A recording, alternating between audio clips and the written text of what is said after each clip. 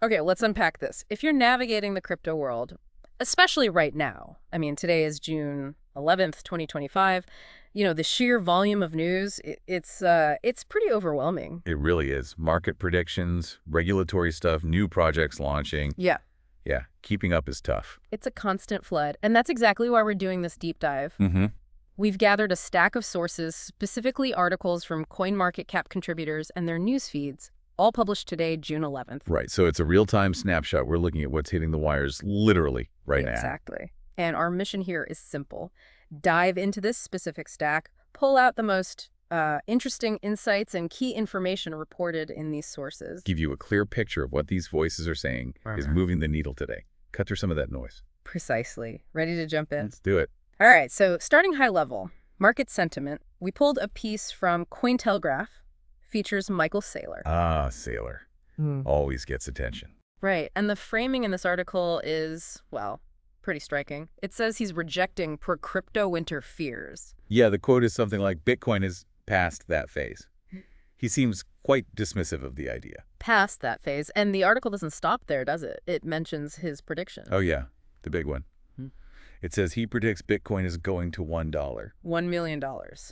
Okay. So, based only on what's in that specific Cointelegraph piece, what's the reasoning they present for his optimism? Well, the article frames it as stemming from his confidence in Bitcoin's maturity, its adoption path. Okay. It suggests his view, as reported there, is that Bitcoin's fundamentally different now. It's structurally stronger than in past downturns. So basically those old market cycle worries, he thinks Bitcoin's kind of moved beyond them. Interesting. So that sets a very bullish tone for Bitcoin from at least one prominent voice highlighted today. Definitely. But these sources also point towards something else, a bit of buzz around an altcoin summer. Yes, that phrase definitely pops up. And the articles seem to link it to potential catalysts. Very specific ones, actually. Which naturally brings us to the ETF angle. There's a Quinku article, features Eric Balchunas, and it gives a really specific probability, doesn't it? It does. That source quotes Balchunas giving a 90% shot for a Solana ETF. 90%. Wow. For a Solana ETF launch, that's a strong call reported there. Very strong. And it's that potential approval, the Solana ETF, that these sources seem to connect directly to this whole altcoin summer idea. Spot on. The implication drawn in these articles is, if a Solana ETF happens, it could mirror the Bitcoin ETF effect, potentially. Meaning more institutional attention, maybe more capital flowing in. Exactly. And that wouldn't just boost Solana, the thinking goes. It could spark a broader surge across other altcoins. Right. So an altcoin summer, as framed in these sources, is basically a period where lots of altcoins, not just the big names, see a lot more activity and focus. Got it. So institutional access to a major alt like Solana, seen in these sources as a potential key to unlock wider altcoin excitement. That seems to be the narrative presented.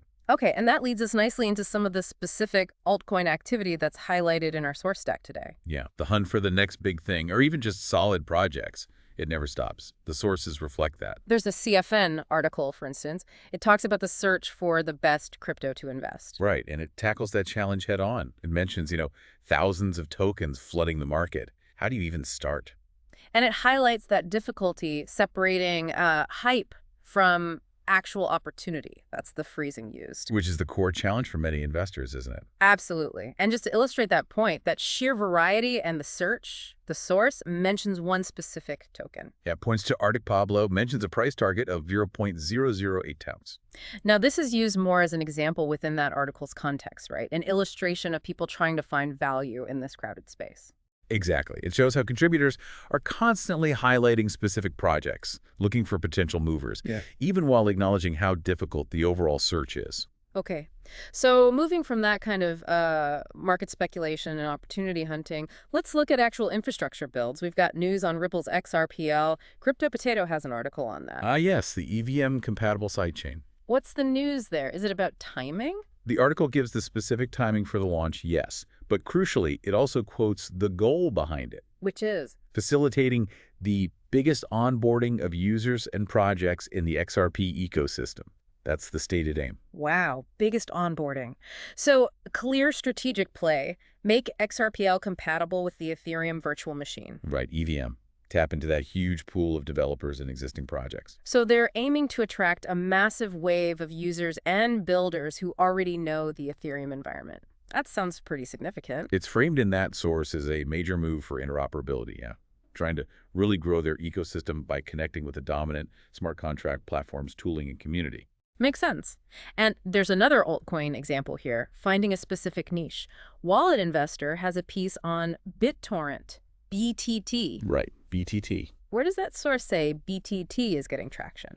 Points specifically to the world of online gambling. Interesting. So not just broad market plays, but specific use cases in certain industries. Exactly. The article uses it to show how altcoins, maybe ones that aren't always in the main headlines, are carving out real niches, providing utility in specific areas. It's a good reminder, like you said, that adoption isn't just one big wave. It happens in pockets, specific industries, specific applications. Definitely. And these sources capture that diversity. Speaking of adoption, maybe more on the consumer-facing side, there's an article from Cryptocurrency Press about Rumble, the video platform. Oh yeah, Rumble. What are they up to, according to the source? It reports they're planning to integrate Bitcoin Lightning. Lightning for payments. Yeah, specifically for creator payments, using Lightning for, the speed and lower fees. Okay, that's interesting. And does the source put that into a wider context? It does. The article explicitly describes this as a step toward mainstream crypto adoption, uses that exact phrase. Mainstream crypto adoption. That's key phrasing from the source. So they're framing it not just as a tech upgrade for Rumble. Right. But as part of that bigger picture, cryptocurrencies becoming more embedded in platforms people actually use every day for core functions like paying creators. It's presented as a tangible example, a known platform taking a concrete step with crypto. Okay, so we've covered market outlooks, potential catalysts like ETFs, specific project developments, finding niches, and these adoption examples. What about the regulatory side? These articles touch on that too, especially stablecoins. Ah, yes. Regulation. Always crucial.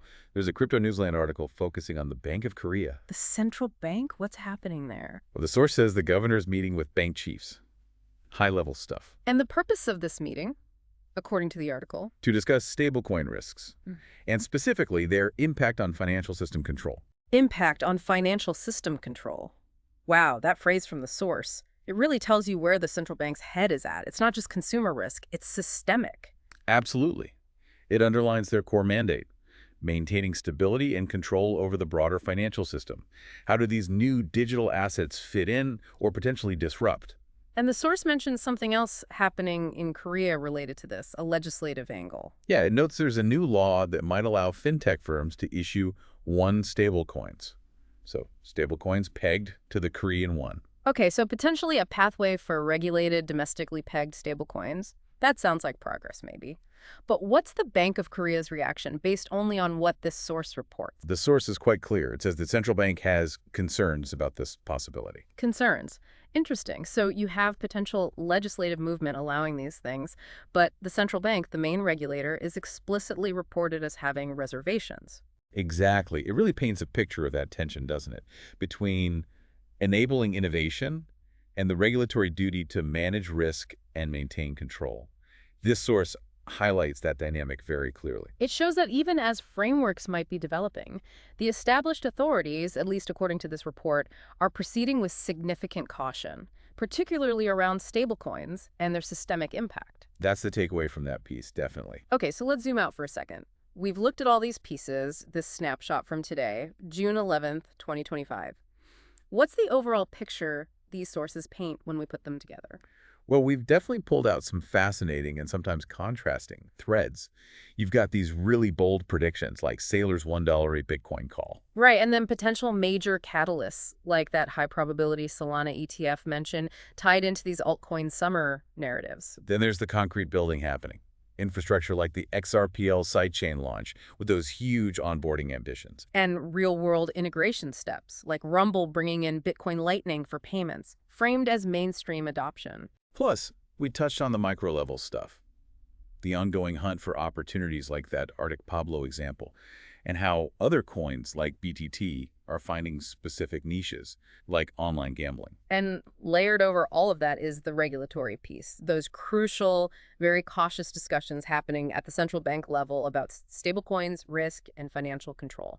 It's really striking how these different stories, all reported today in these sources, show just how multifaceted crypto is. It's not just one thing happening. It's tech development, investment speculation, real-world use cases, and fundamental regulatory questions all playing out at the same time.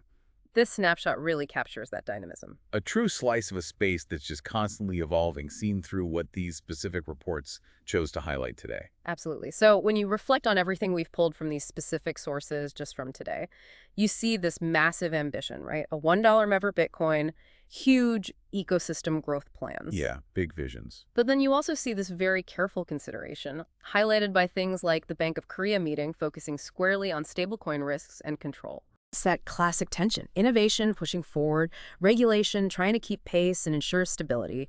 That push and pull seems really evident today. So final thought then, based only on the picture painted by these sources from today. How does that specific dynamic, that ambition, bumping up against that careful, risk-focused consideration, how does that shape the potential future, not just for Bitcoin or Solana or XRPL, but for the whole crypto space as these sources see it right now? What stands out to you from today's snapshot?